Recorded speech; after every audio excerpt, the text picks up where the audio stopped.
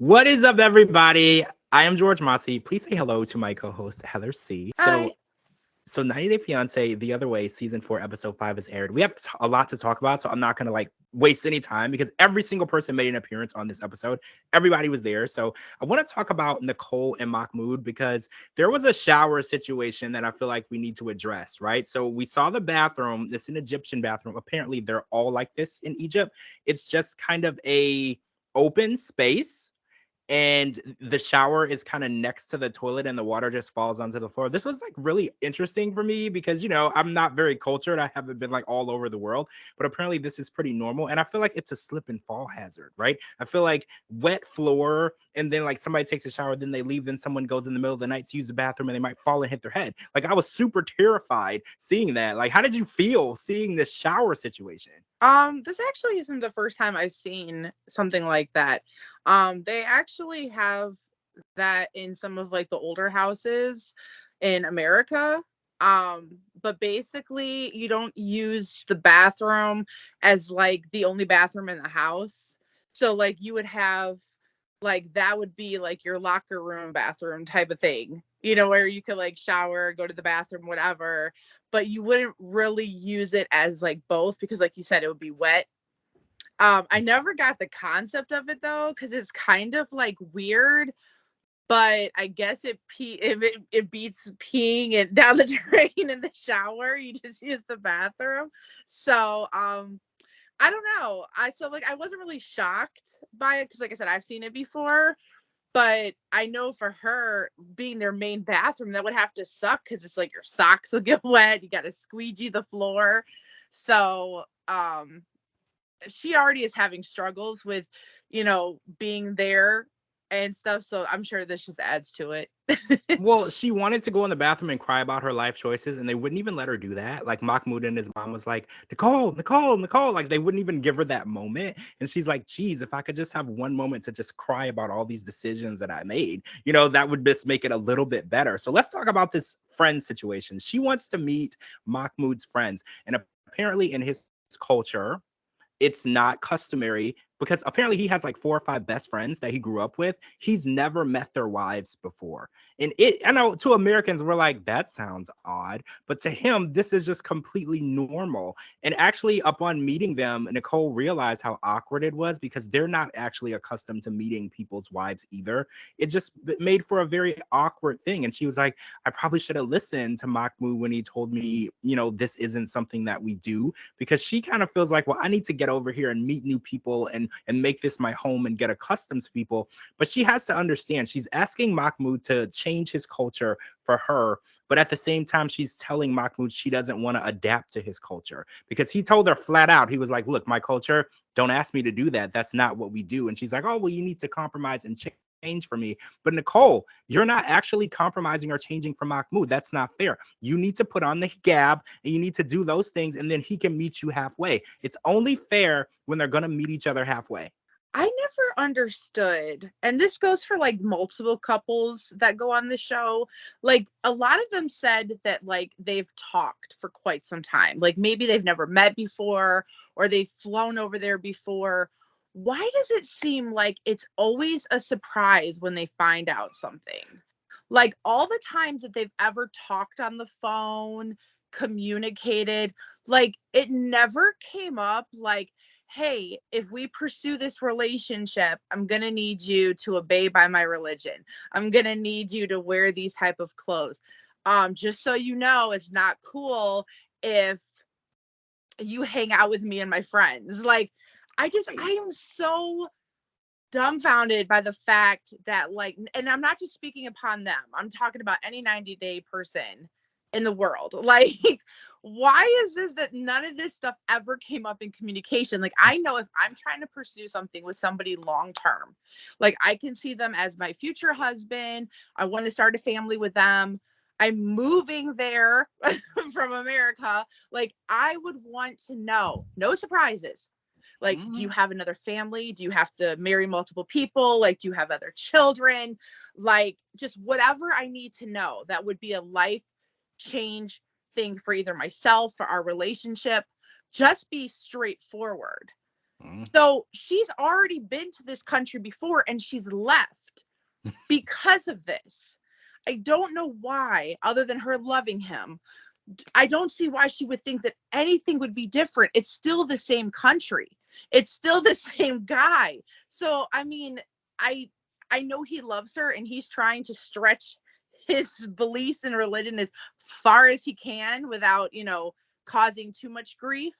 But I don't see how this relationship is ever going to be 100% successful because she's living in the mind of an American Yeah. and not as a woman who's transitioning to live in his country. So I don't know. I think that it's really hard when people seem to mix different countries and everything, and it's really difficult because we're stuck on our mindset and they're stuck on theirs, and it's hard for anybody wanting to meet anybody halfway because you can't teach an old dog new tricks. So, speaking of moving to other countries, I want to talk about Gabe, who is not only moving to Colombia, he's moving his business. He has his own company where he makes underwear for trans people to make them feel more confident and themselves in their own skin. And he wants to move that entire business to another country. And the logistics of that, we've learned in this situation, are very difficult. But one thing I want to point out, none of Gabe and Isabel's issues are relationship based. They are doing fine. They are doing amazing. The issues that they're having are with his business because there's measurements and things of that nature. In Colombia, they do it differently. Like Gabe was like, I don't even know how much I weigh here because they don't weigh things in pounds. The measurements are different. And he kind of feels like Isabel has to take control of his business and he's kind of just an assistant. And he said that he has issues with his stamp for his company. Like when you order something, they come in like a box and it has their company logo on Right. it, or it comes in like a little plastic bag with their company logo. He left those in Miami. And apparently he said it takes 30 days Oh my for God. something to come from America to Colombia. And let's not even forget to mention, he said that he has a ton of pre-orders that he has not even started on. He has zero product available and he has nothing going on. He has all these emails coming in from people like, where are my boxers? Where are my underwear? And he has no idea when he's going to be able to get his business back up and running. Now, I feel like their relationship is very strong and I'm really happy about that because they have spent a lot of time together.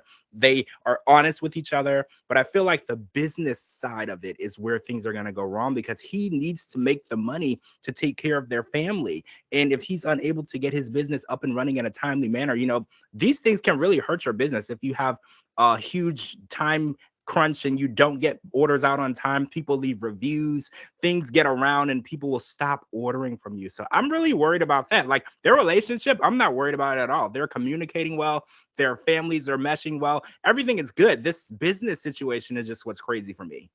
Yeah, I agree. I really like Gabe and Isabel. I think that their relationship is great. I love the support that she gives him and how um even though she knows the truth, she's completely fine with it. She doesn't treat him Mhm. any differently. And same thing with her kids, like just everybody just welcoming, and I love that. I think that it's great how like she kind of like took over and kind of steered the ship, so to speak, in the business aspect because he is in her country, and even though he speaks the language great, there's still like a lot, like you said, like the measurements and everything like that, and she lives there, so she's used to it. So I think like she would make a great business partner, and it's not like she is trying to get on payroll or take a cut or anything. She just looks like she generally wants to help him because she can see that he's stressed. I think that if his business is really, really, really, really successful, maybe he could find somebody that he loves or trusts, whether it be a family member, a relative, a sibling, a friend, somebody back in the States that maybe can run the business. Mhm. And maybe he can do like the ordering, like, okay, I need to get 62 boxers to like this, that, and the other. And then they ship it out. So that way it's going from like America and it doesn't take as long. Yeah. Maybe try to look into something like that so you're not trying to, because think about it, they only have 90 days to figure out if they even are going to make a relationship work. So Yeah. now you're adding the stress of a business on top of it. So I think like, I'm not saying put your business on the back burner because that's your money, but maybe see if somebody can help while you're gone, so that way you can do both.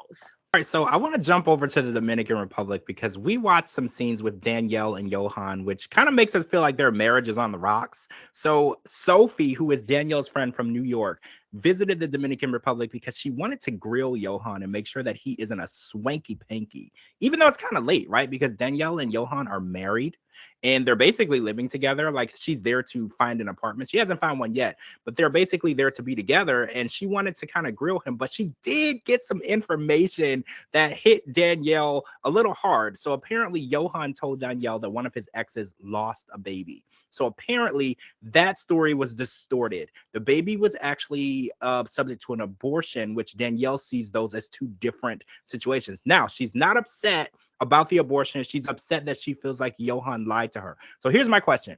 So remember when Danielle told Johan that they were going to live in New York when they got married and things were going to be good. And then she knew that that wasn't true. So isn't it the same thing?